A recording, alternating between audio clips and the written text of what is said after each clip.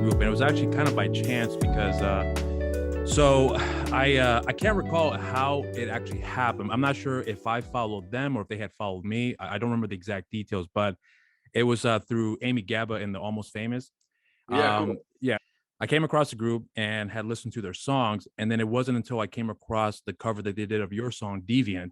Wow. So I loved that I love what they did with the song, and I was, this is a really good song. But when I saw Decent Criminal, I was like, I've never heard of this group. So I checked out your song and I heard your version. I was like, I love that. I mean, that's not to take anything away from Amy. It was a great version. I loved it, but I loved what I heard when you guys had done it. And then from that point on, I became a fan of your music. So I started listening to a lot of your other tracks and loved your albums, and looked into a bit of your history. And I was like, and what also kind of like what I came across was which was about a few months ago. I think you guys had posted on your channel where Mark McGrath had listened to your song Reap, which you guys Yeah, have released on your EP record. right. So that's, so I was like, okay, so this is obviously something that I was not aware of, and if it wasn't for Amy Gabba and Almost Famous, I would probably never heard of you guys, not coming across them. So I'm very grateful that it happened, because I got a chance to listen to your music, and I've been a fan of that ever since. So Thanks, man. I wanted to reach out to you guys and hopefully get to know some more things about with what you guys have been doing the last lately, because I know you guys are, I think last time you guys were recording your record, which I think by now you guys are done recording, if I'm not mistaken. Is that fair to say? Yeah. We just finished tracking a couple weeks ago. And So so, and you guys were, I can't recall where you guys were recording it, but I know you had to rent it out the Airbnb for 2 weeks to get everything all lined out there. So what was the status of that when you guys had gotten started to where you are now? we actually stayed with Brian, our guitar player's in-laws in Mhm. Burbank, or actually they're in Northridge. We stayed with them and we recorded in a studio called Heavy Duty Okay. out in Burbank for 2 weeks. I worked with Dave Schiffman, producer there. So yeah, man, it was 2 full weeks of tracking. It was definitely something new for us. We never done that before. And how, so did you guys already, most of your tracks already, or at least all the songs prepared before recording, or was that kind of just, were you guys kind of figuring out along the way what you guys wanted to do and then kind of putting the pieces together when you're in studio? We had pre-production like the month before, but yeah, we had worked on these songs for a while. Right. My brother and I usually demo all of them and send them to the guys. We had like, I think he wrote like 50 songs for this record. We ended up demoing like 25, and then we picked 11 songs to track. And so do you guys have like an idea as far as when the expected, or at least an ETA, as far as when you guys can expect the record to be released down the line, or is that still kind of up in the air at this time? We're aiming for March 15th next year. Oh, so that's kind of like the times that you guys have in place for that? 315 is a very special number to this band for a couple different reasons, but What's your I reason? don't know. One of them was, hey, how's it going, man? Yeah, thank you. Sorry, I had a record come in. Sorry. What 315 is Brian's birthday, Okay. and my brother has a thing with the number 315. He was born at 3:15 in the morning. Okay. And he just kind of, that number kind of pops up more and more all the time for us. Like we'd be on the road and see a sign for like, gas station charges 315 or 315, just random places on tour or anything like that. My brother always goes, yeah, dude, that's the number. It always comes back in my life. So his goal is to get it out by 315. Okay, that's cool. And so right now, is it still being like mastered, or you guys are still kind of working out some of the other kinks before you get to that point? We're still working out kinks. We're still getting we're supposed to be getting mixes back anytime now. Okay, that's cool. So so if you don't mind with me kind of digging in with your past here, because I know that I've heard before that you had played drums at a young age, and a lot of things you guys were introduced was mainly because of your father getting into the I guess the punk scene and many other scenes as well too, that you guys were exposed at a very young age. And then that kind of, I forgot what group, it was Goldfinger, I think you said, that really kind of impacted you, like, this is what I want to do. And then from there, you had taken on playing the drums kind of by chance, and then get back into the guitar, and then getting back into drums many years down the road. and then now you are like obviously the backbone of the group here. But I know you were also working on another project as well too. Forgive me because I couldn't remember the name off the top of my head. Human Race, I think was what it called, right? No, Human Issue. Human Issues. Thank you. Okay, Yeah. so that I know you're working on that, which tend to be like a little more of like a heavy metal or more of a hardcore type of thing. If I remember hearing correctly, is that right? Yeah, it's like 80s hardcore punk style, I'd say. Like so, more like in the lines of like you said, 80 hardcore, like Bad Brains, that type of style of music. Is Sure. that more along those lines? Sure. Yeah. Yeah. You can Okay. do that. Okay. So you know, so I've listened to what you were saying in the past about how you guys were in how you musically you guys were influenced by where your dad had taken you on these shows, and then Mhm. a lot of times you were part of you were at concerts that at the time you didn't think much of it until years later on when you realized that I was at the early stages of a lot of these bands' careers before Yeah. they kind of made it big. I think one of them you had mentioned before was like Blink 182 is one of the bigger ones that you had seen in their infancy. And then now, later on, they became like one of the biggest household names in the industry, especially at Yeah. that time.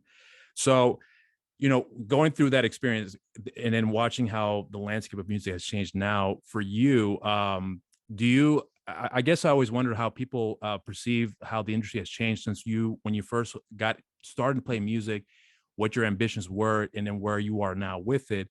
Because, ever since the internet, everything has changed. And I'm curious now to see what you guys are looking at and how you guys are, what your initial intentions were, and then how the landscape has changed, how you guys are now perceiving and how you're approaching it now with the way the industry has changed a lot through the years. Um, I say starting out, I always my personal goal has always just been like just to keep playing, just to keep touring. Um, and it's difficult when you have 4 or 5 people in the band Yeah, yeah. because everyone's got to like kind of figure that out. And you kind of do all you can to do that, to push forward and tour as much as possible. But that's my own personal goal. I mean, right now we had so many plans going into 2020 that obviously couldn't happen, and still are kind of up in the air right now. Um, as far as the band goes, I think it's everyone's pretty much on the same page. We want to do as much as we can within the limits of right now dealing with COVID stuff, and kind of we got a couple people who are homeowners and stuff in the band too, so that plays a role in it, right? Yeah, yeah. My brother and I have always kind of just been fuck it, Nomads. we've just been like, let's hit it, who cares where we are in our lives, let's all we want to do is play and tour. And not being able to do that in this last like year and a half is really been the biggest test, because I feel like since I was 18 I've been touring in bands and stuff like that. So um that's been a change. But yeah, man, I mean, we always just want to try and go for as much as we can.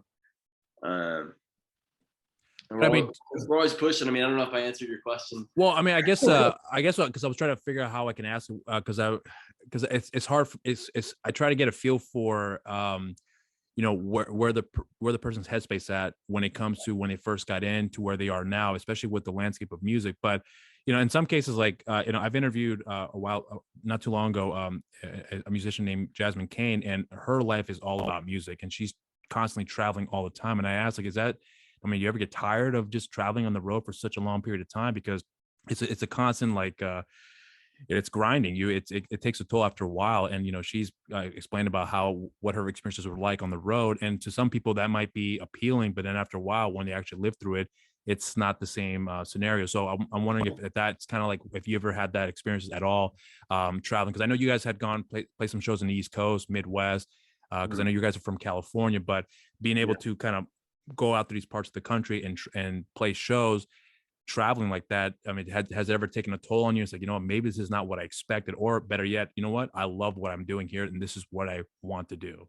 So sometimes, yeah, I mean, it's obviously tiring to be part of some kind of like traveling circus of just you're constantly on the move, you're constantly in a different city, you're moving around, and um I don't know, man. I love it. Like, there's something else I'd want to do, but I definitely understand, especially after you've had like a series of say like shitty attended shows in a row, and you're just Mm, like, fuck yeah, this sucks, But it always takes that one or two that are just like, fuck yeah, this is why we're doing this, especially like when we went to Europe a couple of years ago, and kind of seeing the response there. It was just every night it was a big high of like, yeah, this is why we're doing it, and but when you have those slumps though, because I mean that's another thing too that I think some people don't realize that they there's a lot of that too. I've talked to a few bands that have mentioned about their shows where they have like a big turnout of people showing up at their shows, and then literally the next set of nights it's just like, it's almost as if though it's hard for them to even get their name out there to get people to come out to their shows. And that's a very rough spot to go through at times, but they're still doing to this day. So obviously they love what they do, but it's either they love the music, they love what they're doing, or they have other reasons for doing it there. But if it's for superficial reasons, I would imagine that you're not going to last very long. But I'm assuming that you guys are doing it for purely for the passion, just kind of what you described earlier from what you're explaining yeah, to me. But for sure. And we're essentially pretty independent band, you right, know. We because do you have guys finance your own records too, from what I understand. Is that right? yeah, we finance our own records recording, but we've had a couple smaller labels put out the last several records, or I guess every record that we've Right. had help. Um, but yeah, man, I mean, we're on our own. It's like, but it brings that much more, uh, gratification to it. Is when you're on your own and you're, playing great shows, and you're seeing some kind of like impact you're having when you're playing these shows, and the people coming out, and it means that much more too, Yeah. Well, being a band as small as we are, I'd say. well, I mean, so, but was your guys' intention of to? I'm sure maybe it's a silly question for me to ask, but are you looking for a certain level of notoriety, or you just want to play shows and then be on the road without all the baggage that would come with that? Yeah, man, I think I'd be bullshitting you if I was telling you that I didn't want that for my band. Okay. I think there's a level that I think everybody kind of wants the notoriety, and wants to be able to get on the bigger festivals and get playing with, support a band that you grew up listening to, and whatever else. Yeah, I mean, you always want that. You always want to push your band forward. You always want to push the name forward. Um, you love. I mean, you do it and you love it and you play it. That's the reason for it. But yeah, I mean, of course, you'd like to see your name get bigger. So Yeah. yeah. Okay. Well, yeah, I just it's an interesting question for me to ask at times because sometimes I've seen musicians that have played, and when they play their music, it's like their goals were one thing, and then it turned into something else entirely different, and then the passion almost is never really the same anymore. You can tell with the way they perform, the way they write, or just the music in general. It's just not there anymore. But Yeah. a lot of times I've seen indie groups that are still grinding it, and yet they're still able to make great music. But I always wonder, why aren't they at the level of success that I believe they deserve? And I honestly believe that you guys are one of those groups that I think deserve that level of success. That when I listen to your music, because I listened to your three records you guys have done, your self-titled record, Bloom, Bliss, and out of the three records, Bloom is my favorite one. But Nice. when I listen to your guys' music, it definitely has an appeal that I think could reach out to a mass audience. And you guys have been doing music. I mean, since you said you were 18, but you actually started when you were 9, so you've pretty much been playing music all your life at this point. So I would Yeah. imagine there's really nothing else that you don't want to do except this. And I heard you say before that you are in between jobs at times as well too. What's another thing that comes with the indie scene too, which because I have some friends as well that are independent musicians as well, but Uh-huh. they have to work full-time jobs to support themselves and then take time off to go to work, to take a tour here and there. And it's not as easy as as most people make it seem like, with that perception of like, oh, they're musicians, they can travel the world, but it's a lot more complicated than that. I mean, I know you guys had that experiences on many occasions. So I would imagine that when you guys are going through that and then coming back home, um, do you ever question yourself now when you guys are going through that? Like, is it even worth continuing on, or you already have in your mind set that this is it? This is, I love doing this no matter what. I'm gonna stick with this. I only feel like that when I'm at work. Like, should I still be doing this? But it's should I still be doing this kind of work? I mean, I think the band is always, the music stuff's always gonna happen. Right. I mean, as far as like my life goes, it's really the only thing I really enjoy doing, and in a lot of ways it's become like love and therapy and a bunch of different things for myself personally. So that's kind of the only thing I'd want to do, and everything else to me, at least right now in my life, kind of falls by the wayside. So yeah, it's only when I'm at my job or jobs where I'm like, God damn, I'm ready to get out of here and go do something else. Right. Go do what feel like I'm meant to be doing. Because, I mean, right now it's so different too, man, because of COVID and everything, and right. It's kind of a slow start getting back to it. But yeah, it's definitely what I'd want to do. At one point we were pretty, between Decent Criminal, then there's a couple other bands I was filling in for and playing with for a while. I was just touring. I was just being a touring musician. And that period of time was that a really happy moment for you, or was it? That was great. It was fucking crazy, because it was like, there was one. I'll give you one instance which was super wild. Is like I had a show. Criminal kicked off a tour that my buddy ended up filling in for drums on, and we played in Orange County. And then, so right after that was done, I had a gig at House of Blues in Anaheim with another band.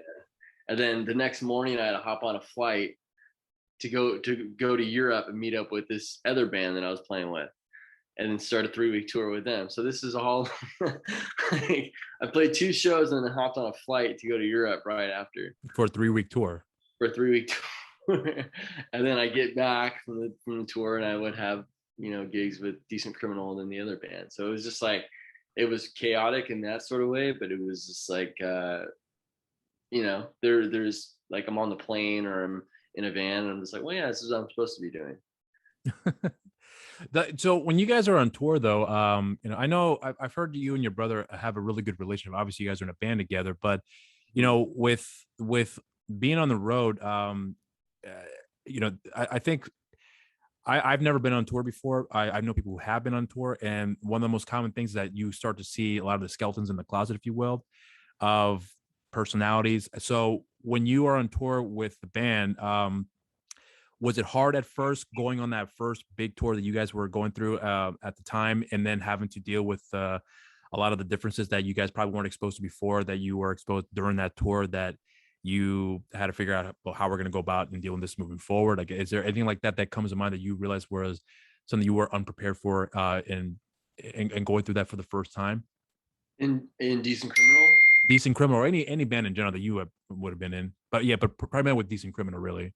I don't know if there was anything that stuck out that I was like, oh shit, like I wasn't prepared for this kind of thing, or didn't really know how so-and-so was going to react or be. For the most part, this band, we've all known each other for a long time. I've been friends with Brian since I was like, I don't know, 15, 16 years old. So yeah, it's like known him for like 13, 14 years now. So we kind of all been around each other, and we've had previous projects where we've toured together. So we kind of know how it is on the road, and I think we're very open. This band's very, very open with each other. So if something's going on, we kind of like address it and don't let it linger on too long. And people want their space, you give them their space, and it's pretty respectable.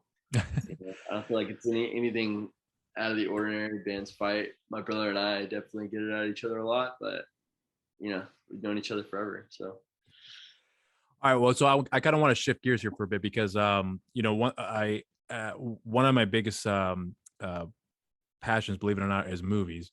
So I'm curious to hear if there's anything that you, apart from music, is there anything else that you're also into, pop culture wise, sports wise, entertainment wise, that maybe you may consider pursuing, or has have been curious about and checking out in more in depth as you would like you did with your music? Is there anything like that comes to mind that really piques your interest in terms of entertainment?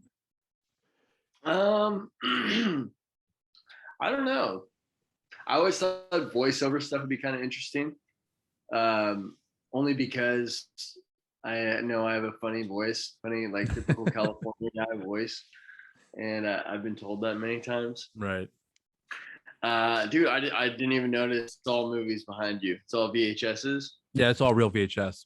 That's fucking crazy. Yeah. Well, it's I this is kind of a long story. So my wife, I used to do recordings downstairs in the living room, well, in the living room area, if you will. Uh-huh. And my wife was getting really tired of, tiptoeing around while I'm recording. And she's like, you got to do this upstairs. And there's a room that I do have, but it's just a storage room. So I did it there. The very first episode I did was in that room. And I was like, this is not a really good spot to do a show.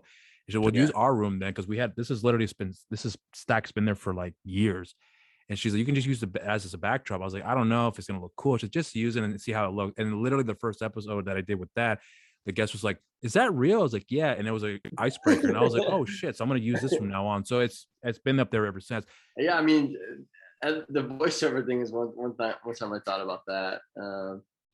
But yeah, I don't know, man. I mean, for the most part, dude, that's all I've kind of done is just music stuff.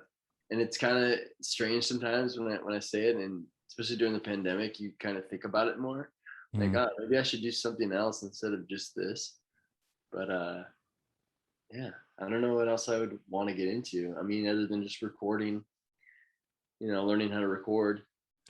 Well, are you into movies, or sports? Is there anything like that that you're into outside of music that really is kind of like your Yeah, I passion? mean, I'm into it. Sure. I mean, I don't really watch sports anymore, but I grew Mm. up playing baseball, and Oh, did you have a team? my Did you favorite team. did you have a team that you followed when you were growing up, or you just Yeah, played I the sport? mean, yeah, we grew up in the Bay Area, so it was, Giants. my whole family's very big Giants fans, so we went Mm. to Giants games and stuff. And then, again, Oakland's right there, so we went to Oakland games and Mm. whatever. I don't really follow it anymore.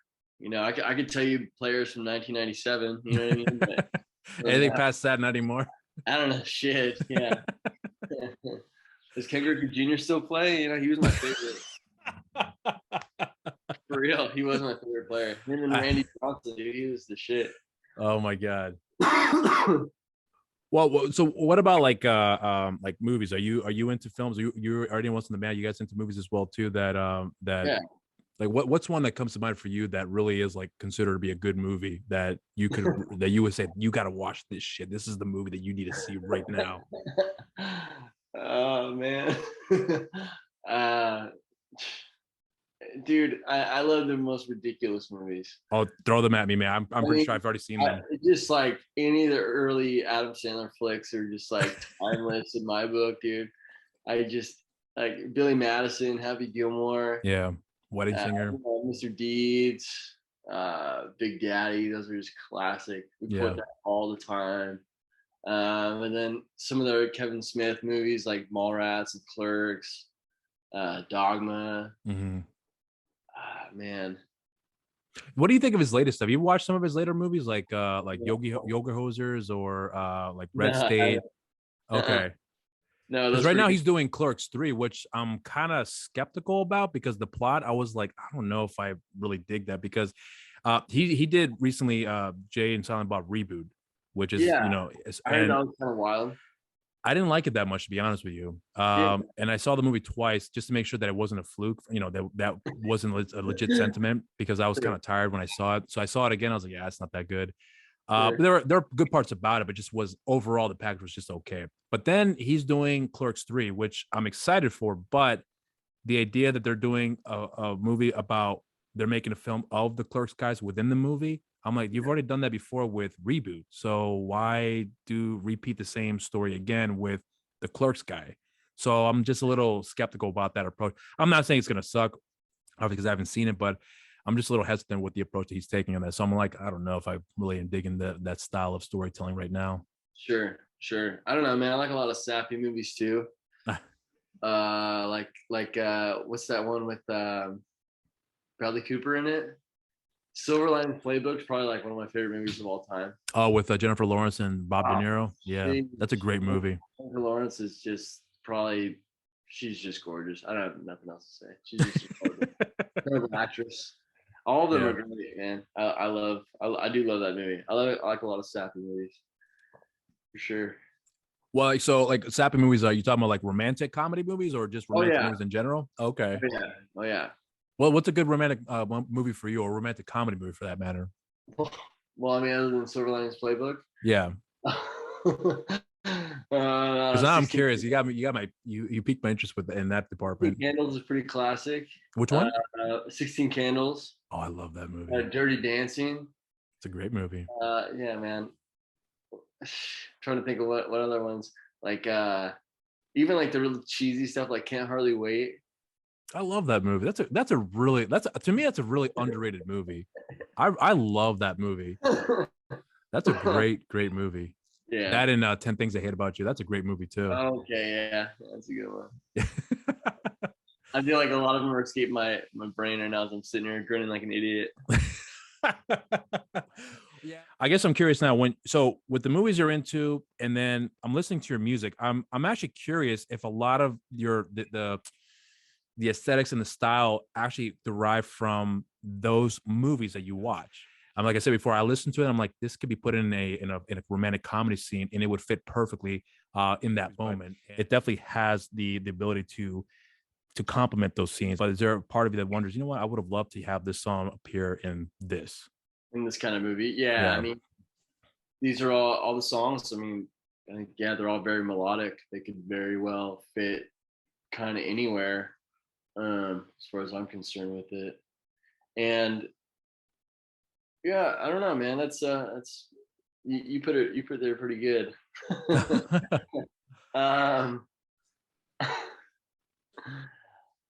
I think well, a lot of people have a hard time pinning us down to as far as like what genre our music belongs to, or yeah I feel like every song's kind of got its own thing going on with it. yeah Um, because you guys even have pianos. I think it was your last record. You guys had a piano. I think in the last song, if I'm not mistaken, you had a few keys played in there. Am I right on that one?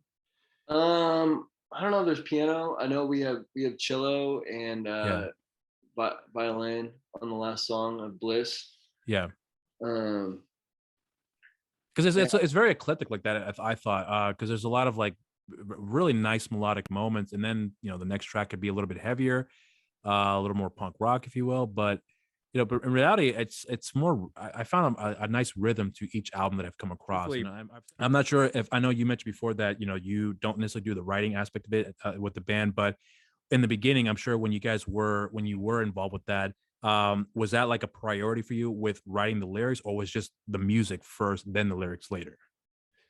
I think most of the time it's the music first, or my brother has a line or something, and then kind of just goes on from there. Yeah, I don't know, man. I mean, we've had so many people that we've been influenced by, so many great records we listen to all the time, and right. And I remember like that album specifically was a lot of like Pixies. Yeah, really good. So there's a lot of like quiet, loud shit going on in that record that we kind of picked up from them. I know that. But what's weird about this new record that's coming out, or that we just finished, is that my brother didn't listen to anything for like a year. He just went from like listening to music all the time to not listen to any band. Didn't want to take like any influence at all, and just kind of like just write. And I'm really interested what people think of this next one, because it's pretty different. Did you like what he was going for when you guys were recording that with what he was able to bring, not listening to other? Totally. Okay. Absolutely. And I think for I think as a band as a whole, we're all kind of moving forward in a different direction anyway. Right. So whatever's coming out is like so different from mainly like what I listen to necessarily, or what I'm kind of would even know what to call it. Okay. They're just we experimented a lot on this record, and it was very freeing to do so. It's very much a step from the last three we've done. Is it fair to ask that you think this is probably going to be your best record to date? No doubt. No Okay. doubt about it. The Okay. songs, the feeling, the lyrics, I feel are just like it just feels like a full new band. And whenever we can really go out and tour it full time, whenever the record's gonna come out, it's gonna, I think it's definitely a positive thing. Okay, that's cool. Well, so let me ask you one thing about with music here. Is there like a specific, or is there one song or album or musician groups that you probably think that to you is really good, but to someone else maybe like, holy shit, you like that? You know, is there anything like that that comes to mind that you think would probably surprise people that may not know you, listen to your music, that would probably be a little perplexing to them? Um, I don't know. Decent Criminal, I'd say. I don't know, man. I listen to so many bands that are more hardcore or really different, or like a So are band you the that's like always you're the metal of the group out of everybody? Are you the one that listens to the metal most? no, I don't listen to metal. Oh, No, no, okay, no. okay, We all listen to hardcore, and we all grew okay, up okay. like playing that kind of stuff. But I don't know, man. Like one band I've always carried near and dear is this band called No Means No. That's Oh, from Canada. I don't They're think I've from ever heard of those guys. No. they're rippers. And it's just a three You said no means piece. no. They're called No Means No, and that's Okay, like a band that I've always check them wanted. out. Just the musicianship is like what that's like a band that you listen to and you're just like, okay, it's time to be really fucking good at my instrument. Anytime I feel like I've had some like slack time, or it's like, oh, whatever, I don't need to practice, or just feeling lazy, it's like I've watched countless videos on YouTube of them playing live, and it's just like I need to go fucking play or do something. That drummer is one of the best drummers easily of all time, Are whatever genre. so I know you mentioned you played like some hardcore. So are you good with like double pedaling and playing like really fast riffs on the drums, or is that something you're still having to develop? Because I've like, you've been only playing done for a long time. I know that. Yeah. I actually just picked up a double pedal last year, and I just Okay. started messing with it for the Yeah. first time. So I'm pretty slow at it. Okay. I don't have that. I just spent so long trying to get the heel toe thing going Oh, for okay. drums, Yeah, yeah, yeah. and that's always worked. Doing that. Because I thought you Playing. guys did. I thought you did. I thought you did do one of your songs with a double bass or double pedal there, if I'm not mistaken. Unless I misheard that. No, that's just kick and floor tom. Okay. I know what you're talking about. I think you're talking about Deviant. Ye- Maybe I'm not sure. I don't think it was It might have been Deviant, but there's another song that stuck. I can't remember the name off the top of my head, but I Huh. thought, oh, you're playing double bass here, but I wasn't sure because I've seen drummers just with one pedal, and that was enough to kind of give that perception for the audience that's listening to it. But I was like, it's hard to tell but I knew that you had a bit of a hardcore background, so I just thought maybe you just started using that more into the music. But then again, I don't know. Um, Yeah, no, it's just kick drum, floor tom, back Okay, sort of thing. I Kind gotcha. of the fake out. I got you. So, are you looking to like expand with your drumming abilities by playing, different variations of like music with, for example, like hardcore, metal? I think some people take for granted, well, who don't know metal that well, that it's not the easiest thing to play, especially when you're a drummer, because that the rhythms are just incredibly all over the place. You're playing double bass, and then you're playing the hi hats, and then the snare, and then the other parts of the drums. It's a very difficult thing, Mhm. but it's something that I think most people who don't understand the genre or don't understand music in general take for granted. So I'm wondering for you, if if when you're trying to expand your horizon, are you considering trying other things that you may not be too comfortable with just to stretch your musical your drumming skills, if you will?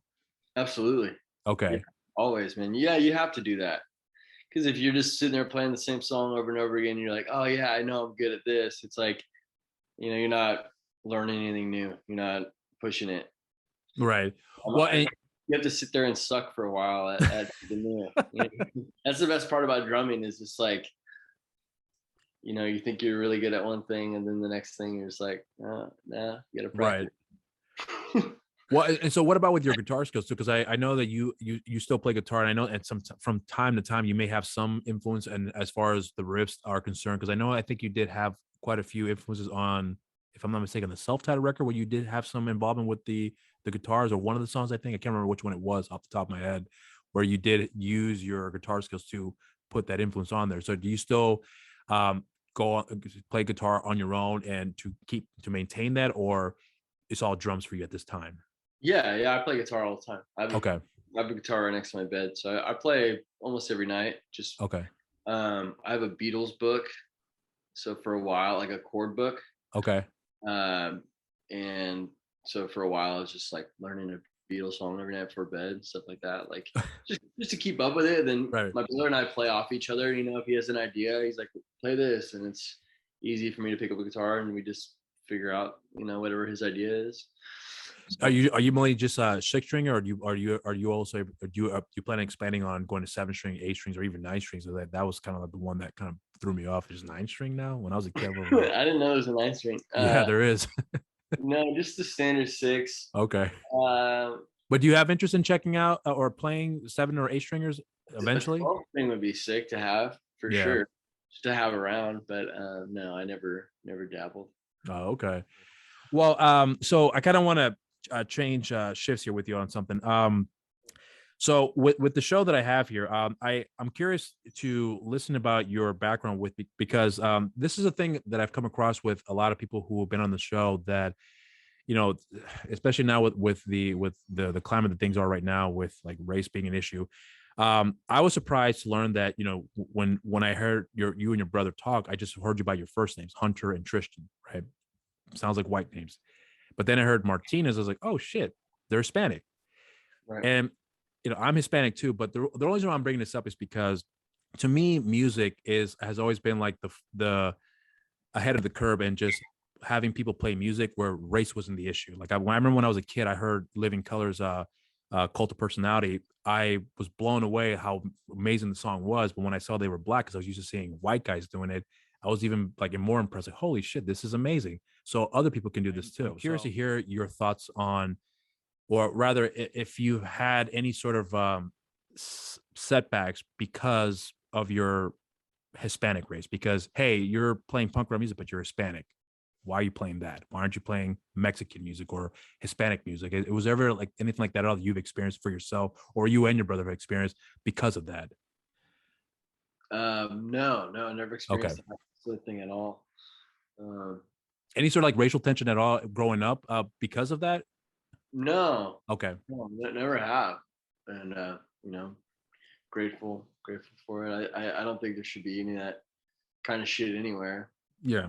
It doesn't matter what it is with music or but yeah, man. Unfortunately, that racial shit is fucking everywhere. But again, when I listen to you guys' music, never once did I cross my mind as like, oh, these are Hispanic. Because even to this day, I don't think that it's cool that that Hispanic guys are playing that stuff, but that's not the reason why I like the music. It's really because you guys are great music. You guys could have been Chinese, could have been white, and I still would have had the same reaction if you weren't Hispanic. But we have had that reaction before though too. Like, oh, you guys are Hispanic. Okay, that's fucking cool. Like that you're doing that. We've from other Hispanic people have said that to us. Yeah. And like, oh, cool, yeah.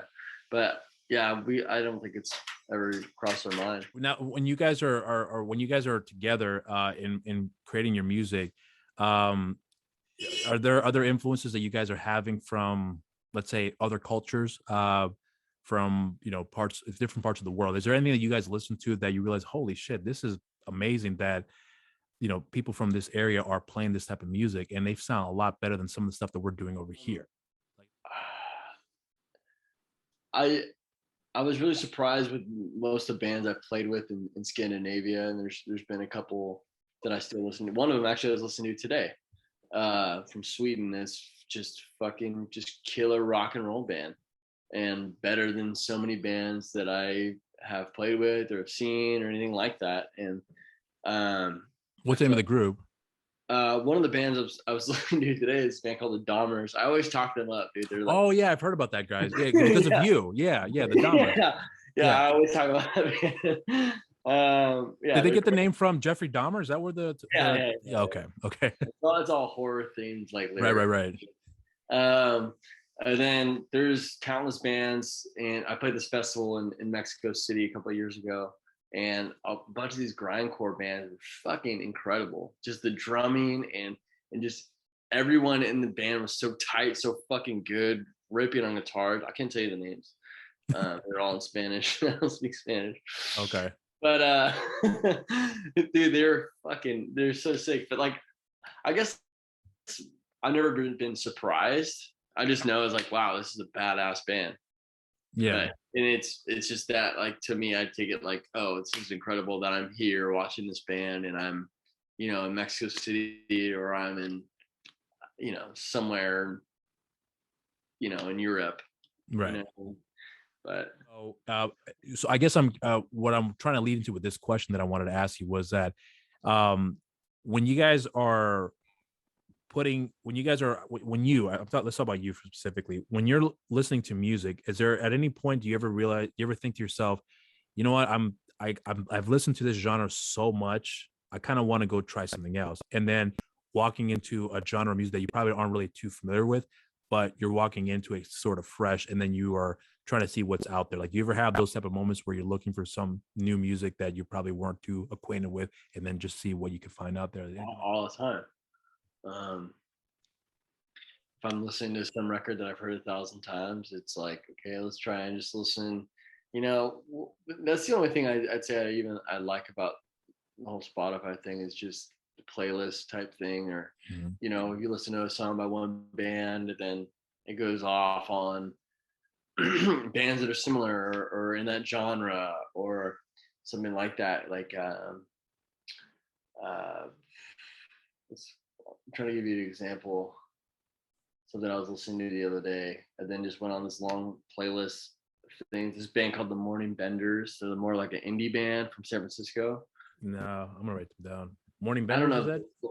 Yeah, I don't know if they're still around, but listen to them, and then then a bunch of other bands come along that I've never listened to, and it's like, oh, great, cool. And then then you put on, say, like Amy Winehouse, and it just kind of just dips into a lot of times like 50s and 60s soul Style of singer music. Yeah. It's like, oh shit, cool, I've never heard this before. And even just like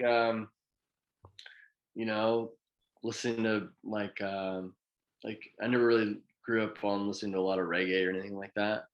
But I started listening to like the comps of like Trojan Records comps, and then just getting like sucked in by oh, who's this? Like, you like the song, and then you kind of figure out what band or what group it is or what artist it is. And yeah, I dig it, man. I'm really into that.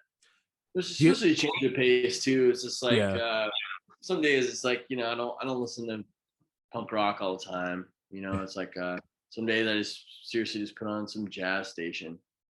You know what I mean? Yeah, that's at least for now, for me, that's a very underrated style of music playing here, because you don't hear it that often. It's not, appealing to the mass public, but when you take the time to listen, like I remember, I don't know if you heard the record by Miles Davis. I forgot what it's called, something blues, I think it was.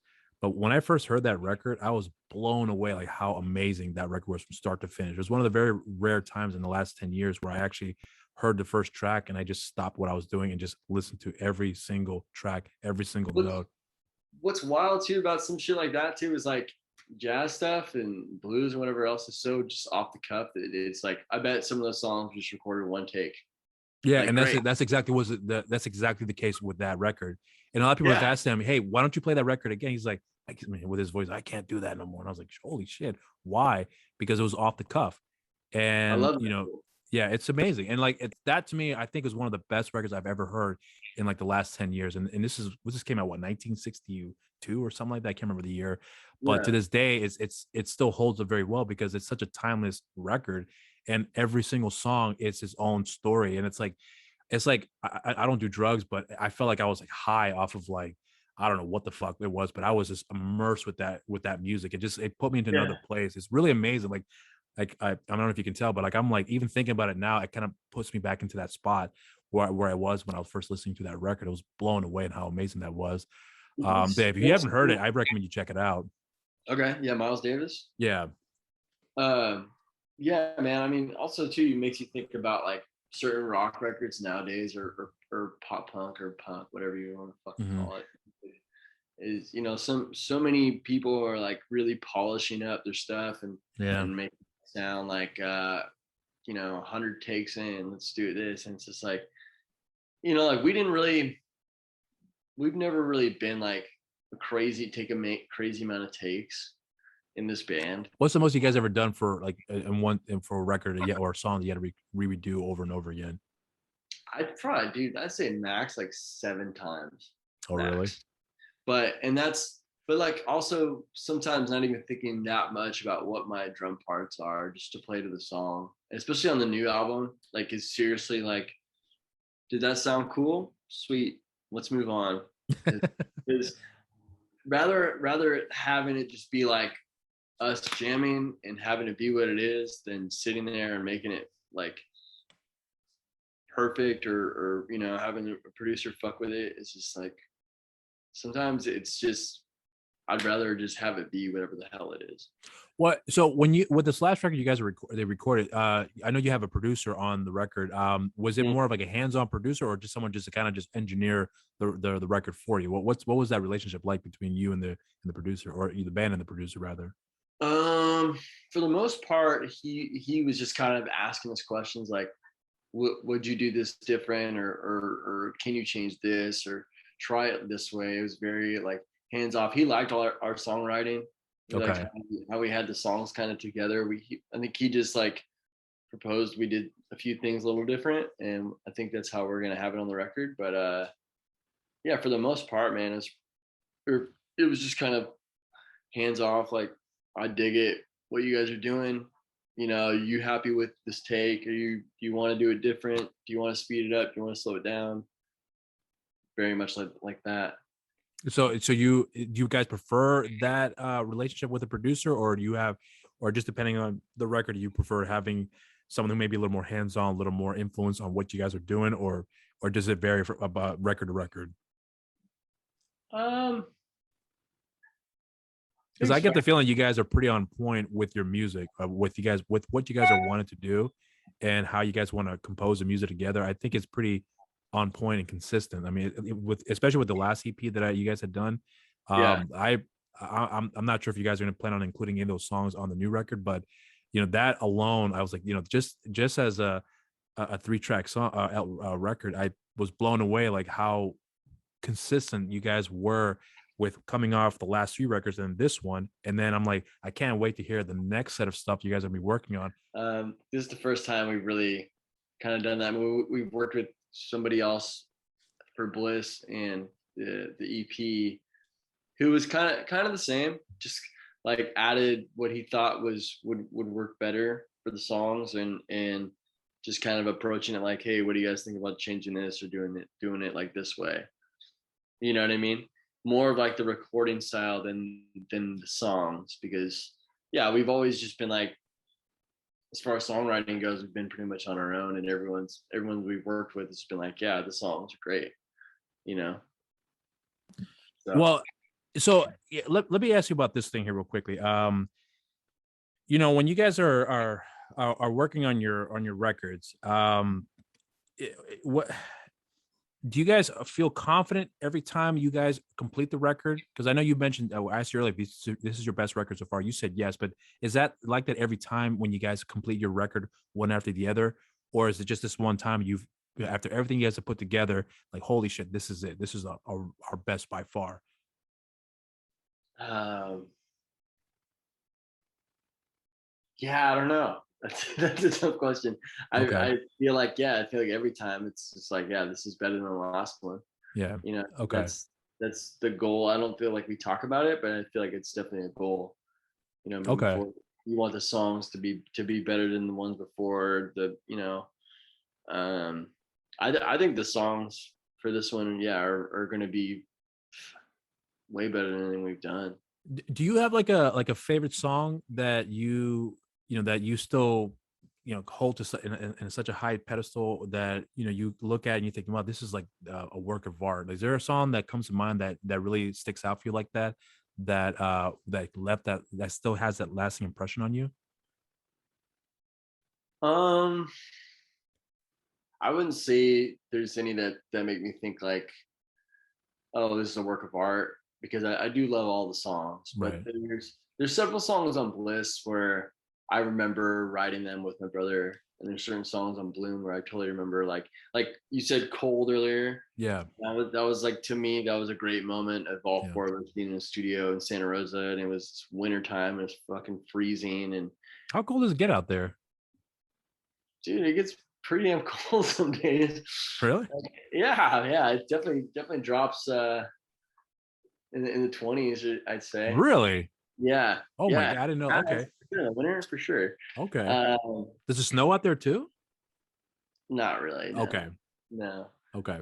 But yeah, I mean, I think there's moments like that I really kind of hold on to. Like, I remember when my brother and I finished Deviant, and then we rewrote it and did another demo of it, and that's the one we hear now. Hmm. And then there's and I remember Brian adding the harmonies in the studio while we were recording it, not when we actually had the demos. And like stuff like that sticks out to me more and more than just like what I think if the song was a masterpiece or something. You know what I mean? I just think about Yeah. like the times when we were writing, and I remember like my brother and I writing Fade, and I was living in the rehearsal studio. We got back from some tour, and I was like sleeping on a fucking couch, and or not even on my van seat that I took out of the van and put it in the studio, and I slept on that for a while. Really? So like I remember like Oh wow. him and I just set up all of our shit in the center of the studio and just like worked on songs like Fade and Teeth. Um, and then when I was touring South America, and right before I left, Tristan and I worked on the song Bleached. I wrote the guitar riff, and then he was coming up with lyrics and whatever else for it. And then when I woke up somewhere in South America, and he like sent me the demo, like, yo, this is it. And it's like, okay, sick. Like I remember stuff like that. Mhm. And that's what I love. That's what I think about. It's like, oh, the memory of this song coming together and this song coming together. So each song has a story that you connect with that has a different meaning behind it for you guys. For Yeah. Okay. sure, for sure. Yeah. And even the first album too is like very special.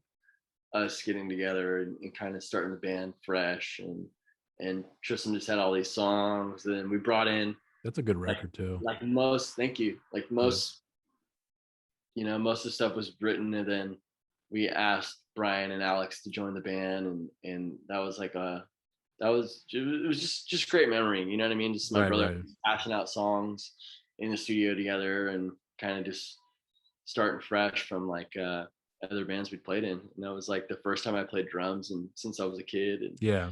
it was a lot, man.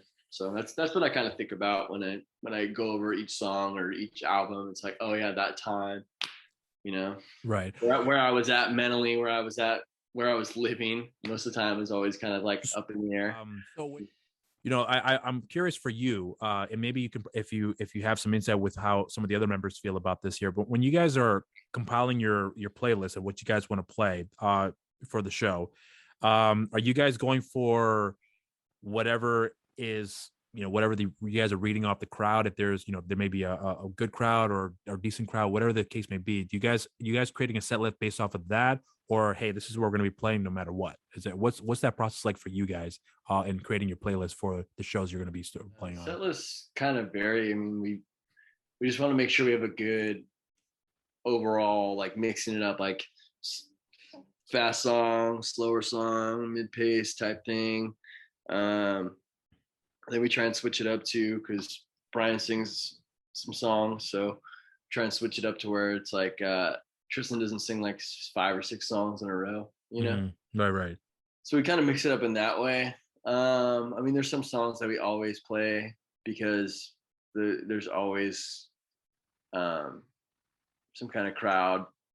What's the song that most people like to hear you play the most when you guys are playing your shows? What's the most requested song, if you will? Deviant's always the bigger, the one that gets the most response for sure. Really? Okay. Yeah, Deviant's always a big one. The song called Neurotic. It's on the first song on Bloom.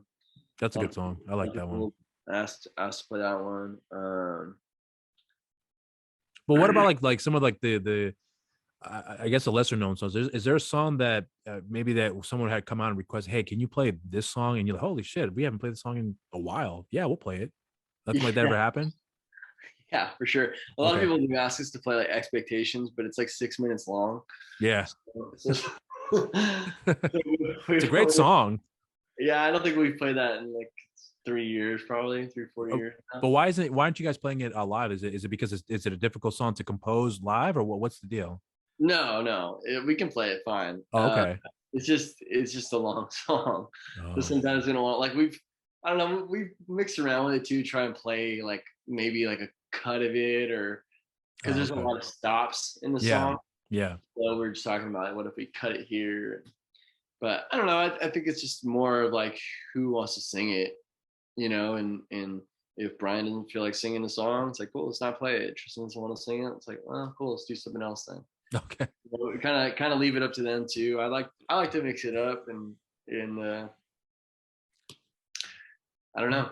But do you have what's up? Do you have expectations about what you guys want, what you want for the shows to be like, as far as like the you know, because like for me, like I always look at bands who play live, and you know, sometimes their music are amazing, but the performances don't match the music. You understand what I'm getting at? So with you, are you guys in the same mindset, or you know what, we're just gonna rock it out and we're gonna play to the best of the ability, or is it just more like you know, I'm not gonna be feeling it today, but I'm gonna play and just kind of be like on audible? Like, do you have those type of moments where you are kind of you have an expectation or a standard of what you guys are going to play, how you're going to play live when it comes to your performances? To always bring it, man. Always bring it. It's definitely more Decent Criminal, I feel like, is sometimes we play stuff a lot faster. Sometimes it's a bit harder than the record. So we're always bringing it. Yeah. I don't know if that answers your question. Well, no, I guess I'm just like I'm curious, because some bands I've seen some of your live shows on YouTube where it's consistent, but I always wonder, is that something that you guys have agreed upon? Like, we're gonna play no matter what. I don't care if you're having a shitty day, you're gonna play your ass off, and you better not come back. You know, you better not show up on stage with a shitty attitude. Play to your best. Like, some bands have to like get that out of certain members to get them to play the best of the ability. I've seen that happen once, where some guy was playing a show and he just wasn't into it. Everyone else was like rocking out except for that one guy. All right, give us a second, guys. And they all stepped off stage. And then like a minute later, whatever, however long it was, they came back up, and then the guy was all into it. Then I come to find out that they just like, they verbally beat the shit out of him. They're like, you got to put on this show because everyone's into it except you. So bring it or you're done, or something to that effect. So I'm like, holy shit, does that happen all the time with some people? It's not always the case, but like I always wondered, you know, when you guys are performing, is that like something that's talked about, or is it just like an unwritten rule that you guys are going to do it no matter what? No, we've never. Might be a silly question, but it's one that always crosses my mind. No, it is kind of funny though. Like, we need to have a pep talk. We'll see you guys in 10 seconds. No, it's never crossed my mind to kind of tell everyone how we're supposed to be, or, you know, I think it is what it is, man. That's kind of what makes the live show live, right? We're all not dummies, you know what I mean? We're just going up there and it's us playing live. Do you ever get nervous before you go on stage, or are you pretty comfortable? I don't really get nervous anymore. You get jacked up. Okay. You get all but what happens if you're like playing in front of like a large crowd where, you know, it's like, holy shit, this is the biggest show I've ever played. Does that ever cross your mind, like, oh, you know, No, Let's prep for this. no, the large crowd thing doesn't really bug me. Okay. I've played shows where I fucked up in front of thousands of people too, like some big festival somewhere, and you drop a stick or you're falling over or something, Yeah. and like I feel like that's just that's just so like the worst thing, like so embarrassing. Yeah. Then now it's just like I don't give a shit if there's 5 people or 5,000. Like you just play, you just let it rip, man. Well, do you remember what it was like when it was first like for you when you had played like the very first time playing it live in front of a crowd, at a young age, or at least when you guys were performing for the first time with Decent Criminal? Like, do you remember what your feelings were like leading up to that moment performing? um, no, just I think just more, just know that you have to bring it. You know what I mean? That Okay. you're playing in front of people, and you want to sound good. And I'm the drummer, so it's like I kind of just have to be on my shit. Like you can't a band. That's the famous saying of your band's only as good as your drummer. So Yeah. Yeah. you're the guy holding it together. You got to be on your game, and that's kind of just what I've always going into it. I always want to be just playing hard and do play the best I can. Really, I mean, as lame as that sounds. Well, no, it's a pretty straightforward answer too. But I guess I'm also curious too. Was there drummer wise, guitarist, anybody that you saw prior to you actually playing live that you saw like, holy shit, that's what I want to do. Like that's what they're doing. I kind of want to emulate that. Was there anything that you had gotten inspiration from as far as your style of playing live that you kind of take from that you thought was it's kind of like be the template, if you will? Is there anything like that that comes to mind for you, if any? Um, Mainly just local Okay. bands in Santa Rosa that I grew up seeing. I think they're people that I could watch up front and I could see what they were doing. Yeah. Not necessarily going to a big show and watching somebody play and like I can't really tell how they're playing or how hard they're hitting or what they're doing. You know, Right. Right. Right. More so like, yeah, like any bands that we played together, that we played with, or friends bands that we go watch and play. I'm like, fuck, I gotta play like this guy. I gotta be like hitting hard and just ripping it, great fills. Um, you know, that's So it. when you guys when you're performing here, do you ever get up to a point where I actually, the question I really want to ask was that you ever played a show like you were just like on just running on fumes, like you were just done, but you had to play a Yes. show? Okay, how do you deal with that? I played so many times, like very sick on tour. Okay. I've like, had the flu.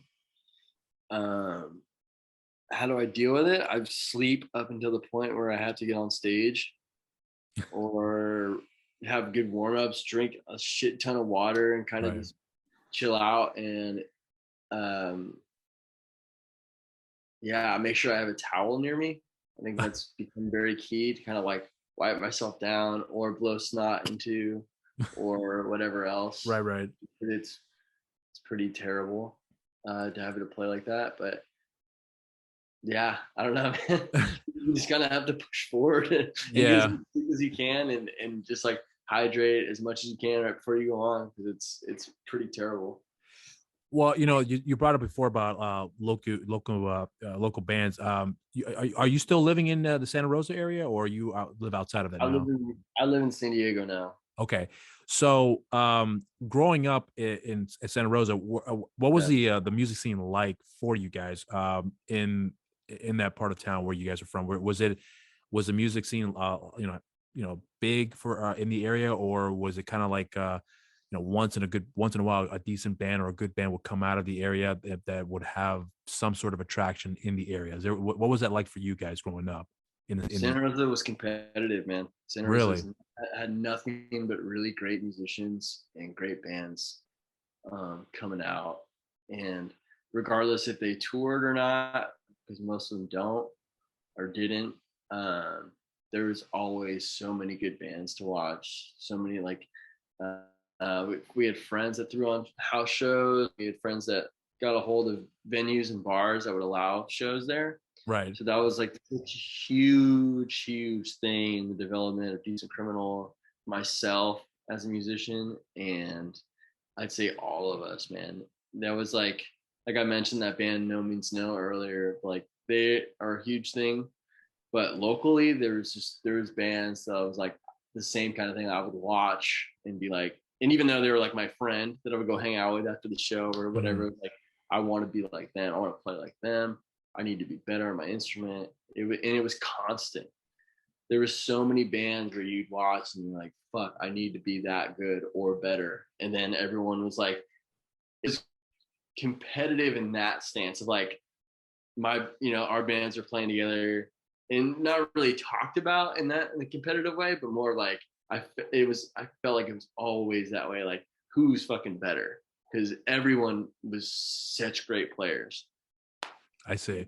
And I am so proud to come from that area and to even get like respect from bands that we grew up playing with and musicians from that town. Like when people reach out to us, or even when we come back and play hometown gigs, and people come out and say what's up and say they like the records or anything like that, man. That means more to me than like so much, just because that town and the people and friends and musicians were just like, that was what I looked up to growing up. Do you miss Santa Rosa? Because you live in San Diego now. Do you still miss it, or do you go back enough that you're like, it's still home to me, but I'm comfortable where I'm at? I miss it for sure. It is pretty slow, slow town, and I don't really drink anymore, and it's very it's very like it's wine country, beer city, very very, I feel like focused in that, and in some ways I wanted to get out because of that. But yeah, man, in some stance I definitely do miss it, and I have a lot of great people back there that I love very much. So but yeah, the Santa Rosa music scene, man, it was truly something else when I was growing up. Is it still thriving now as far as the local music scene is concerned? I think there's bands still playing a lot, and some shows going on for sure. Okay. Some venues have changed up, and but yeah, I mean the people that stayed in Santa Rosa, as far as I know, are still playing, and they're all really great, man. Like I don't think you can go to Rosa and really watch any bad bands or any, you know what I mean. You're always just going to be stoked on going to the show there. That's so you're how I feel. Okay. So, and I know you have, because you announced on, you guys had announced on social media that you guys have a show up in October, if I'm not mistaken, back in Santa Rosa. Yeah. So by the time this episode airs, it'll be close to that date for the festival. I forgot what off the top of my head what it's called, but I know you have a few dates. Yeah. It's October 2nd. It's the Arlene Francis Center. It's for the Arlene Francis Center benefit show for them. It's a great venue.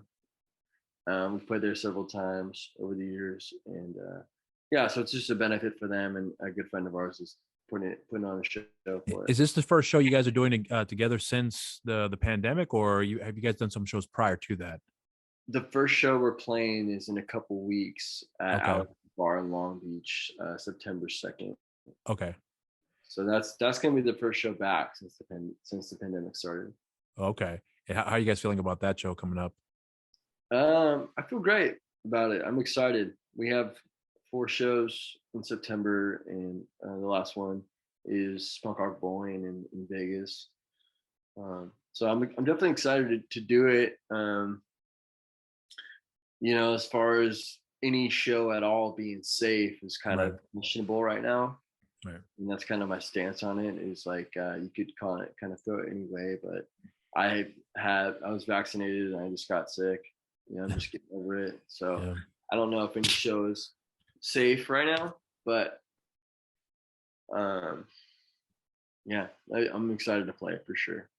And this is the first show you guys did in well over a year for you guys. Was that right? Yeah. Yeah. What was the last show you guys had played before the pandemic really kind of shut everything down? We played in Santa Rosa, actually. We played the Tattoos and Blues Festival which was super fun because we played this like one of the oldest hotels in Santa Rosa, and usually you don't see bands there, so that was like a fun thing to do, and Okay. it was a cool little festival. But yeah, that was the last time we played. What was that like February, March of last year? February, yeah, February. the end of February. I think it was the Oh, 20th. okay. Yeah. Yeah, COVID has fucked everything up. Here's too that Oh, I was really curious about with you actually because you know, when you had talked about your other projects that you're working on here, human issues being another one, and I know that's still kind of like in the works right now. Is there any time frame right now, at least now, that you're looking to have some of those songs released for the public to hear? Is that it's still in the works, or is that kind of on pause for right now? the songs are finished. They've been finished for a little bit, and we have a label to put it out. So Okay. I think I think we're gonna shoot for end of the year or early next year to release. Okay. And Yeah, are you like the sole like member that's overseeing the project, or do you have other people inside that kind of have an influence as far as the direction of the music and everything else associated with that? yeah. I write everything for the album or for the band, and most of it is myself, and I've had a bunch of different people play on the record with me. And I think that's kind of what the way I'm going to approach it is, have I've met so many great musicians and played alongside so many that um, I'm just going to ask, you want to do this? Do you want to play a show? Do you want to do this tour? Do you want to do this thing? And kind of just build a band and see how that goes, and kind of enjoy the whole process of that. How many people have to be playing in order for the songs to sound complete when you do the shows live? Is it gonna be like a 4-piece, 3-piece? Or what are you looking at? If five for the EP. Okay. So you have Yeah, like a lead. So you're the singer, I'm imagining. Is that right? there's 7 people that sing on Okay. the on the EP, but 2 main ones for sure. So myself, and then my friend who goes by the name Crow Jane. She's awesome, by the way, too. She's put out a record last year to check out for Crow sure. Jane, you said? Yeah. CROW? Uh-huh. CROW and then Jane, right? Jane, yeah. Okay. So yeah, we were the main singers on the EP. So it would only fit right to have her with me on the live shows. But yeah, everything else is kind of just.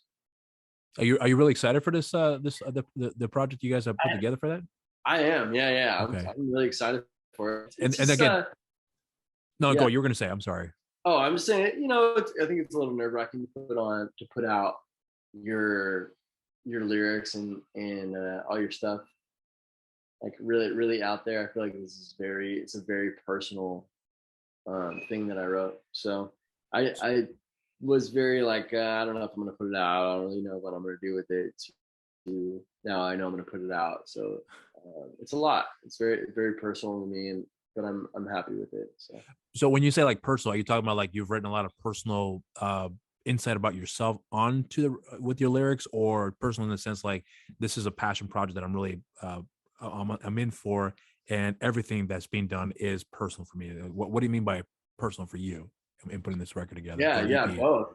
I Okay. mean, taking time to write my own personal stuff in the lyrics, and then also kind of figuring out a lot about myself in the process. Really, if you're sitting there writing about a certain thing or a certain, even if so, there's some times where I use characters in the lyrics, and it's like not necessarily did I think it was about me, and then I go back and like, oh shit, this is like it's very personal. It's like Yeah. something I didn't really address before in myself, and So it's like a very therapeutic thing for you in making this and putting this EP together is what it sounds like to me. absolutely, yeah, Okay. definitely therapeutic, man. It was a lot to do.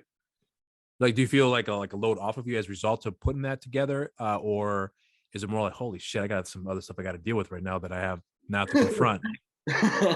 No, it's a huge weight off me. Okay. It's something I've wanted to do for a while. Okay. So I'm happy that I that I could do it and put it out there.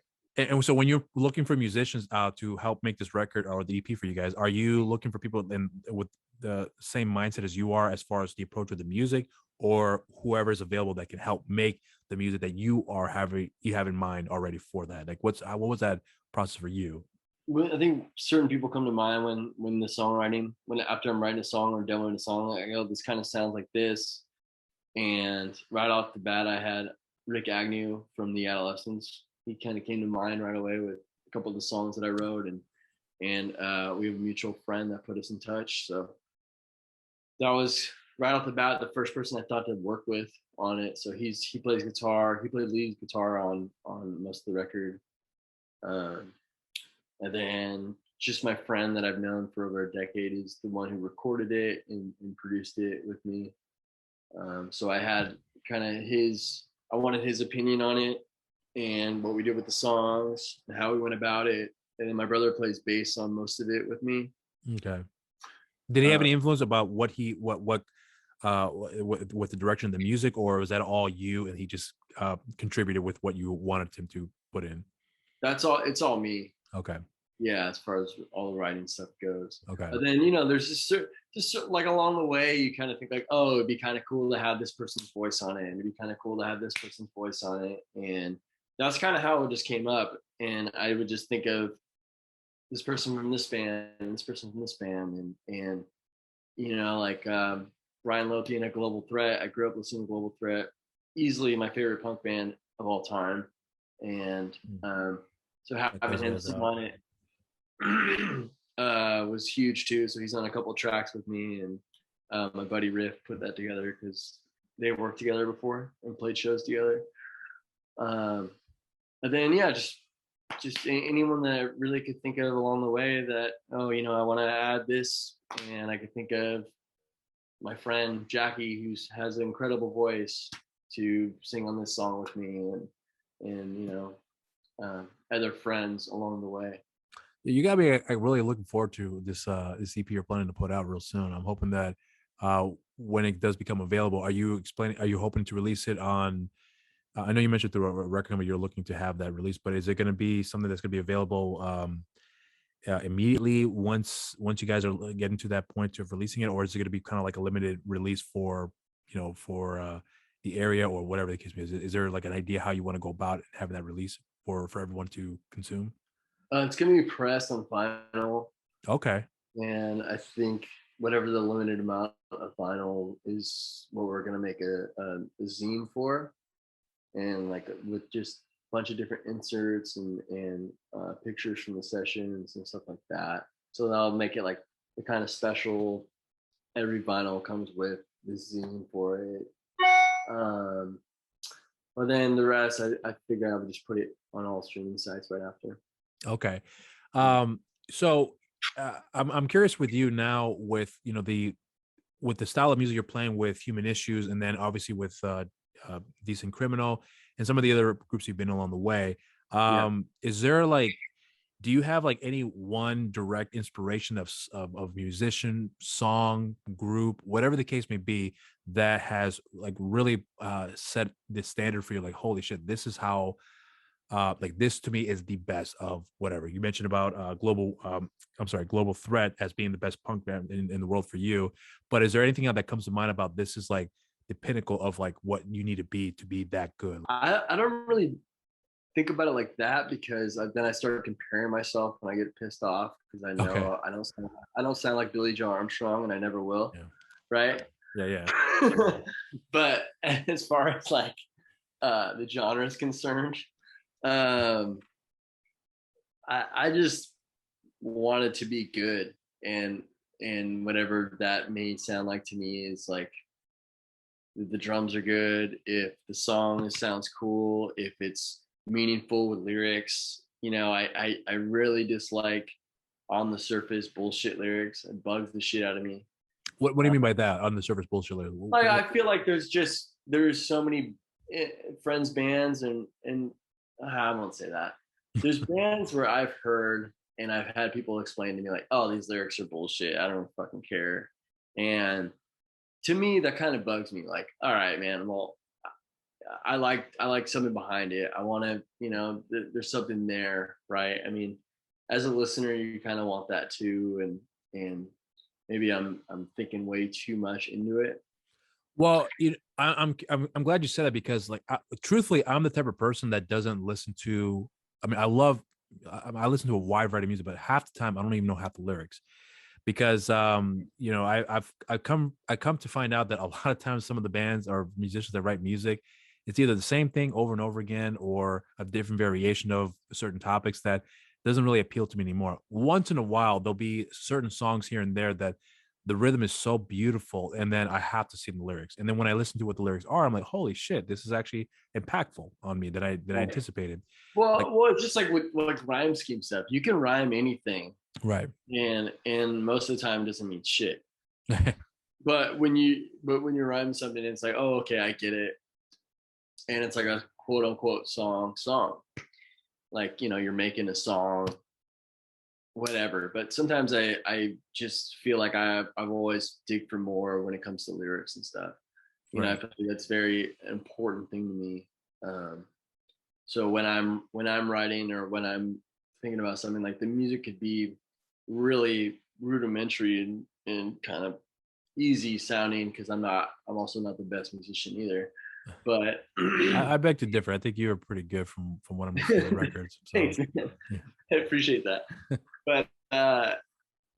But yeah, to me, it's like, I know with what I'm going for in a song, like I know that I'm gonna make the drums good. I know that I'm gonna make this sound good to me. It's gonna be meaningful, and the lyrics gotta be there. They gotta mean something really to me, and it's gotta feel something when I'm singing it. And that's when Right. I go, okay, that song's good Are because you it means this much to me that I'm singing it and I'm writing it and I'm in it, and I feel it when I'm singing it.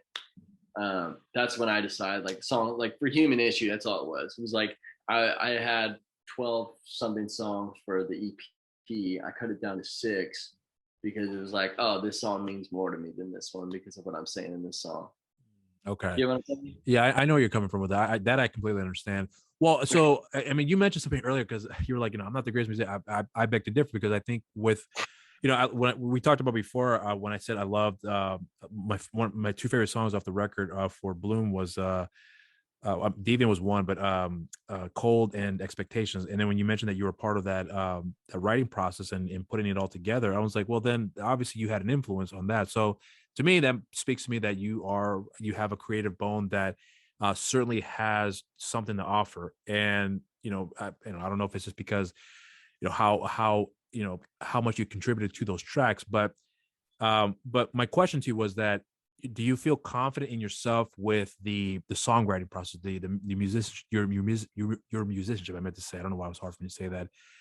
But compiling the music together, especially with Human Issues, where you're creating this sound with other people, and I'm imagining you have a lot of control. Like, hey, do it like this instead. What do you think? No, I don't like it. I'm going to stick with this. So, are you comfortable with that process and putting the music together, where you know that okay, what I've done here so far is good, and I know I'm good at that. With Human Issue, it's more so of going back and forth on whether or not I want to put it out.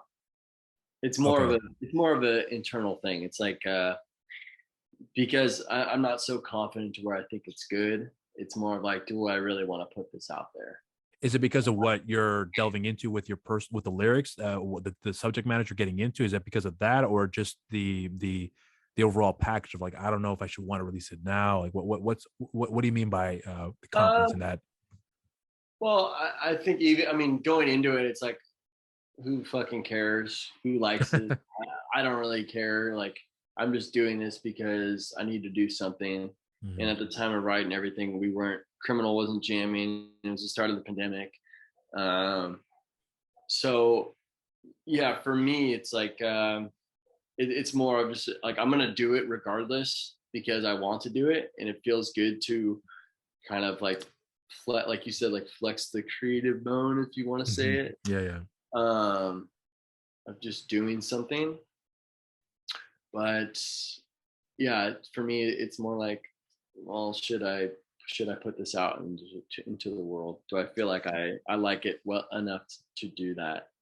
Well, Because I feel I'm like I have happy to you're going to be releasing it. I'm really, really excited that you're, because I said before, when I came across your guys' music, I was literally blown away, like how amazing your guys' music. And this is not me kissing ass, so I don't do that. But it's just that it's when I've come across with your music, I was really blown away, like how creative and how easy it was to listen to. And I don't mean by saying easy as in a negative light. It's more like it's something about it that I clicked with right off the bat. And I yeah, knew when I heard Deviant that I was like, okay, so I more than confident the rest of the stuff that I'll come across will be just as good, if not better. You know, you've all three records, in my opinion, have been really, really good. In some cases, one above the other. So, you know, you doing the next record with Decent Criminal and then working on the side project here, I'm yeah, very much looking forward to with what you're going to be offering here in terms of what you're doing on your own and hearing a different side of you, considering that this is more like a hardcore ish type of style of music you're going for. yeah. So I'm curious to see what you're going to be doing with that after hearing what you've the influence you've had in some of the tracks that I've come to love very much, and what you're going to be offering here. So I have high hopes. I don't have any expectations that I'll listen to it and I'll be like, it was okay. I really believe that I'll listen to it. I'm like, this is fucking incredible. I'm that confident in saying that. Seriously, I mean that. Yeah, um, a lot of it too is not really overthinking it. I think that's the best way to put human issue is just like don't don't overthink it. Just let it be what it is, Yeah. and that's kind of just what I did for song as far as the songwriting. And then like bringing an idea to Decent Criminal is different because I feel like I hold Tristan and Brian so high because I feel like they're incredible songwriters Right. and they're constantly moving forward just like I'm moving forward as Yeah. far as songwriting goes. So like I feel like I wrote something that I'm proud of with Human Issue, but it's like can it even is it even up there with what these guys are writing for the next thing? You know what I mean? Right. I know what you're saying. So it's always like just Do you think that they pushed you just seeing them put the music together for Decent Criminal? Like, holy shit. Like, you know, you mentioned before a lot of musicians you watch and you're like, I've got to step on my game because these guys are bringing in their A game. Like when you watch them put everything together and then you being a part of that process and then going on your own, yeah. does a lot of that inspiration come from those recording sessions and writing sessions as well too from them? Not necessarily. Okay. I just look at them and think like, oh shit, like I just need to play drums to their songs. And I need to like Okay. play to the song and make sure I'm on my game as far as that goes. But yeah, I mean, as far as songwriting goes, man, I've just I'm always just like, this is me and this is who I am and this is my songwriting and that's fine. I don't need to try and like be at a level that's bigger than what I am. Does that make sense? I know where you're coming from with that. I, I didn't, actually do agree. I don't try to like put myself like I like push myself or something like I let it be what it is So more or and less like go with the flow is kind of what I'm gathering from you. just natural. Yeah, Yeah. whatever never comes out. I mean, again, circling back to the Human Issue EP is like it turned from an idea where I seriously pressed record on my phone on GarageBand, played drums for a minute and a half, and then I sat down with a guitar and came up with riffs to write over that drum. That was it. Okay. And that was okay, the song, cool. And then move on from there. And then anytime I woke up with an idea in my head or came up with something when I'm sitting on the couch playing guitar, that was it. And then I would write lyrics in my free time or write just pages and pages about whatever came to mind and those became the lyrics. What's the worst process for you in terms of like creating music? Is it the actual recording session or the writing process? Like what's the most difficult process for you in putting everything together? Lead guitar. Oh, really? Okay. Yeah, I think everybody that knows me and I know myself very well when it comes to lead guitar. I have a hell of a time doing it. I could come up with some cool shit, some cool guitar riffs, or like something that sounds kind of lead-ish, but Right, right. I can't solo or I can't like really come up with anything that's So you're more like a rhythm guitarist more than anything else. That's really more your forte. Yeah, for sure. For sure. Okay. For Okay. sure. Like I mean I toyed a lot. I toyed around with a lot as far as leads for this EP, which I was kind of proud of for myself.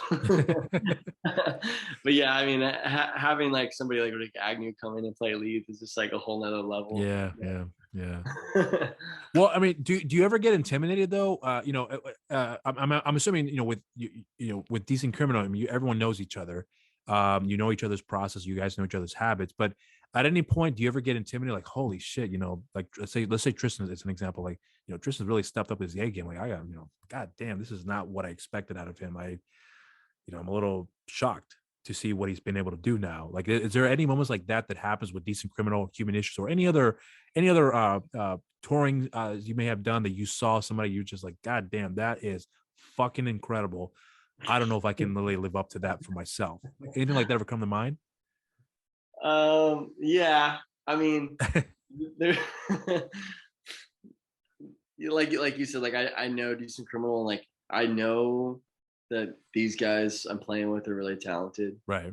So I'm like when we're in the studio and Brian's singing this crazy high harmony, or they're coming up with some wild guitar solo thing, and it's like I'm not too shocked. Like I just know that they're that good, so I know good shit's gonna come out of it. But Right. I think like anytime I was filling in for a band, and I would have to listen to the records or watch footage of them playing live with their other drummer, and it's like shit. Well, I better get started on that because I've never tried to play this before. You know what I mean? Right. Right. Like I think that's the only time, and really a lot of it was like I played in the band that Josh Freeze, who's played in so many bands, played drums in. So it was just like, okay, so there were some songs that he played, and I was like, I better get started on learning how to play it, or somewhat of his style, or somewhat of his drum fills, and but it's also beneficial to learn that kind of thing too.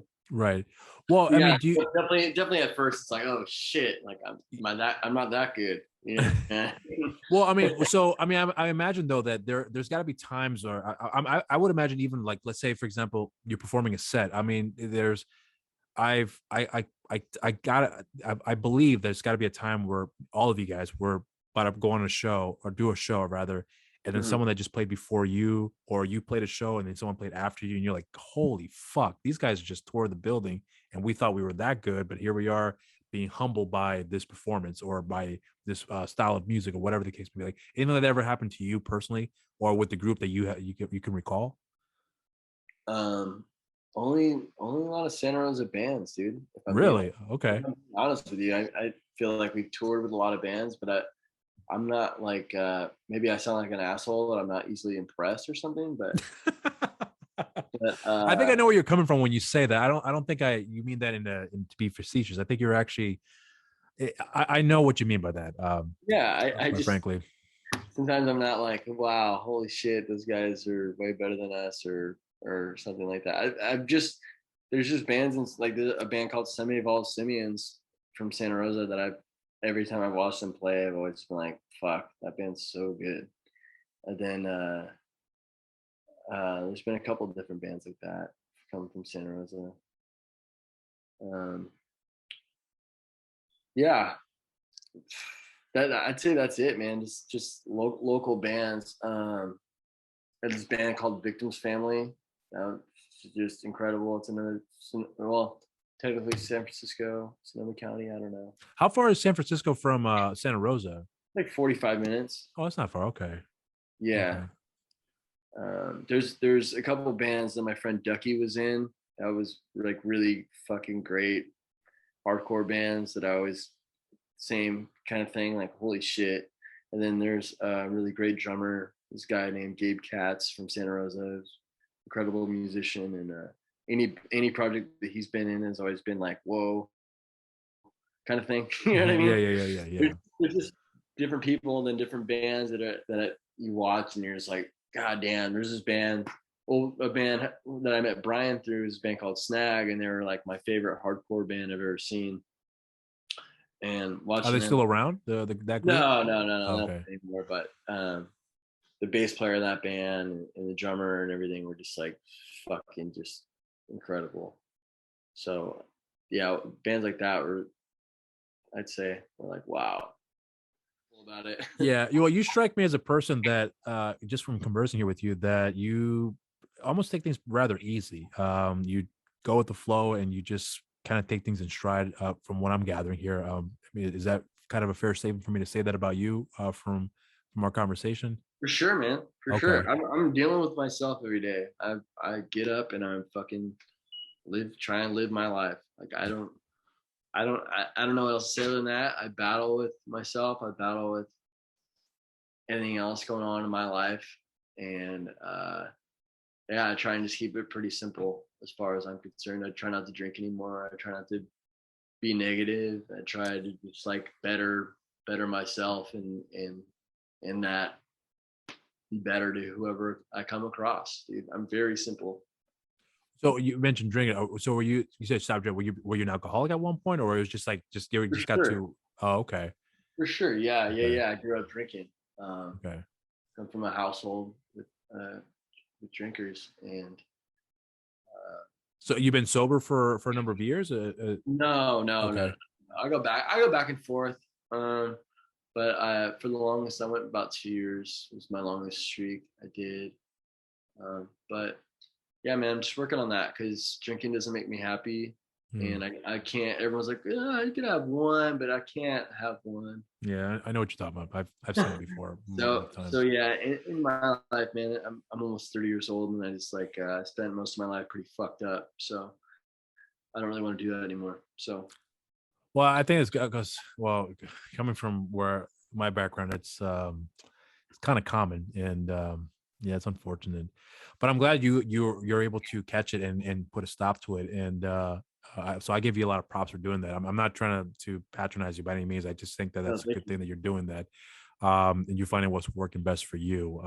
And well, listen, man. I know you said you're good to go, but I actually got to be heading closing up here real soon because I got some things I got to work on now. But I really wanted to give you a lot of props and say thank you for giving me the time out of your day to have a sit down with me because truthfully, I was really excited to talk with you about what you guys have been doing, learn a little bit more about you. I try to be very cognizant about not asking the same questions you've been asked before on more than one occasion. I try to be very careful with that. Great. So I like to do my research with who I'm talking to, so that way I can avoid the repetitiveness, if you will. Yeah, So I I was I was expecting this to go rather smoothly, but it went a lot smoother than I anticipated. And the fact that you've been able to answer the questions here for me rather truthfully, it opens up a lot of doors for me to kind of venture into other areas that I am curious to learn about you as a person. So the fact that you've been pretty open and straightforward about it, I appreciate that. I find that to be rather refreshing. And I also think that with what you have offered in the music, I guess in a lot of ways, I kind of connected with what you guys are going for, whether it be the lyrics or just the music in general. There's something that I connect with that I still hold very close to now because after listening to your first three records, I can honestly say, and I don't like to do this a lot, but I believe I found a favorite new band that I've come across in the last number of years. So you guys have really made an impression on me with your music and your musicianship, and anything that you're going to be doing now, and anyone else in the group too. That if you guys can do off other music projects, I'm looking forward to see what you guys are going to be able to do because I have nothing but high expectations. Again, I don't mean to say that to put pressure on you guys, but I say that because I'm very confident in your guys' music skills and what you guys are able to pull off with Decent Criminal and seeing what else you guys can venture off to and trying other things. So I'm looking forward to that. I'm not sure if you want to close out with anything else as far as any upcoming shows. I know we talked about you have a show out in September, and then I know you have the show out in Santa Rosa. So is there any other upcoming shows or projects that you are wanting to announce here or keep people in tune for? First off, man, I want to say thank you and respect you for all you do and have me on the show. I really appreciate it, and Oh, it's you thank been you. great talking to you, man. It's really the highlight of the week, dude. Because Oh, I've been, really? like I said, oh yeah, for sure, man. Oh, man. Like I said, I've been sick and I've been locked up in my room and just going through it. But as far as shows go, yes, we're playing September 2nd at Alex's Bar. We're playing the next day. September 3rd at the Tiki Bar in Costa Mesa, California. And then the 23rd, we play at the Soda Bar in San Diego. The 25th, we're playing at Punk Art Bowling Festival in Vegas. And then the following week is Santa Rosa. We play at the Arlene Francis Center, October 2nd. All right. Well, I'll be sure to have all the images for the shows you guys are going to have playing. And I'll also make sure to have all your social media links in the description down below. So for anyone that wants to follow you guys, it'll all be listed for them. Bandcamp, everything else, Spotify, all that stuff will be listed there for them. So they can, because I really want everyone to go out of the way to listen to your stuff and follow you guys. So I hope that will hopefully bring some more awareness for you guys. So that's my end game for you, man. And I hope we get to do this down the line again too, because I would love to, especially when it comes with your new record coming out next year. I would love to promote the fuck out of that. So I would do everything in my power to do my absolute best to promote the record for you guys too, because I have nothing but high expectations. And again, not to put pressure, but it's just that I'm confident in your music skills. So that's why I say that with confidence. It's gonna be the best one yet, man. That's true. So I'm hoping that we get to do that again in time for that release, and including with Human Issues as well too. I would love to help you with that as well. So if you want, by the time the record's released, I would love to. I'll help you have back on the show to help promote that as well too. So I'll be on the lookout for that as well, man. But otherwise, you stay safe out there, man. Thanks a lot for your time, and I really can't thank you enough. This really was very meaningful for me. So thank you so much, man. I really mean it, man. You got it, man. Thank you.